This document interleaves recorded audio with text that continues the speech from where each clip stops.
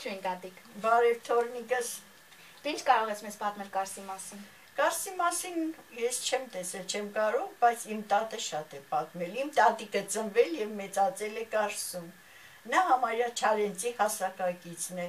Ծնվել է 1895 թվականին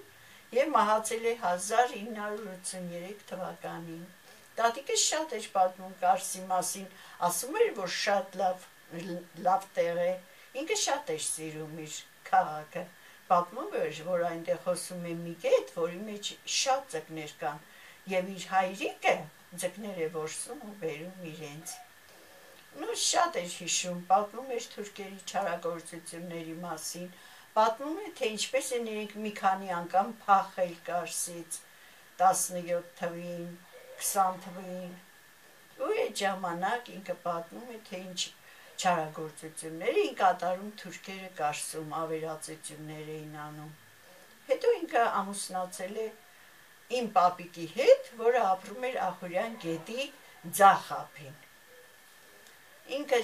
ուզում էր այդտեղ մնալ, որպեսզի գոնե հեռվից տեսներ իր քաղաքը Կարսը, եւ երբ ես փոքր էի ու մենք կանգնում ենք, իջնում ենք մեր ձորը, նա ինձ ցույց էր տալիս Կարսի Բեշտաքաղաքը,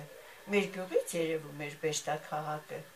Ու տատիկս ասում էր, որ այ նայի հեռվից երևացող այդ սև փլված Բեշտը Կարսի Բեշտն է։ Ու մենք հեռվից նայում ենք, ասում ենք, տատի, կարոտում ես դու այդ քաղաքին, ասում է, շատ եմ կարոտում, ուզում եմ գոնե մեռնելուց առաջ մի անգամ տեսնել։ Իսկ քո հայրիկը տեսել էր Կարսը։ Չի, չես ասում, ոչ ոքի Կարսը չէր տեսել, ինքն էր տեսել, պապս էր տեսել, իսկ պապս երկար չի ապրել, պապը շատ շուտ էր մահացել, տատս էր մնացել իր 4 երեխաներով, որոնց մենակ պահելու մեծացրել էր, որոնցից մեկն էլ իմ հայրիկն էր, ամենամեծ տղան։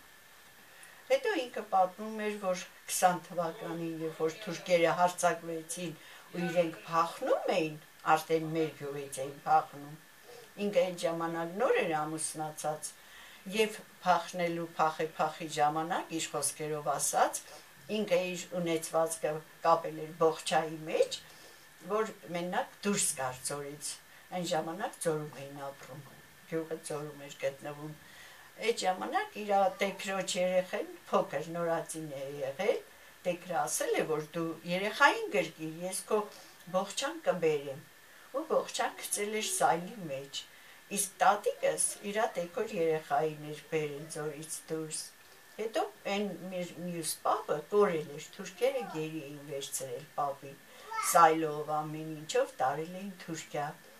Ու այդ մյուս պապը, տատիս տեքրը, այդպես էլ կորավ, հետ չեկավ,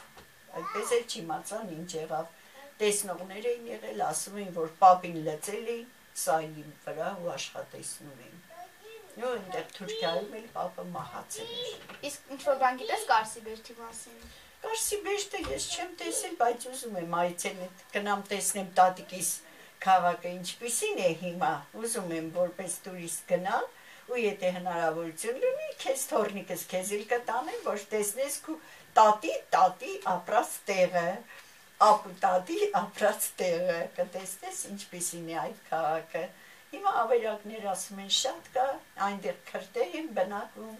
կգնանք կտեսնենք, բայց տունը որտեղ է, ես չգիտեմ, որովհետև ոչ մի անգամ չեմ եղել տատիկիս քաղաքում, բայց խոստանում եմ, որ մենք որպես տուրիստ կայցելենք Կարս։ Համաձայն ես։ Շնորհակալ եմ։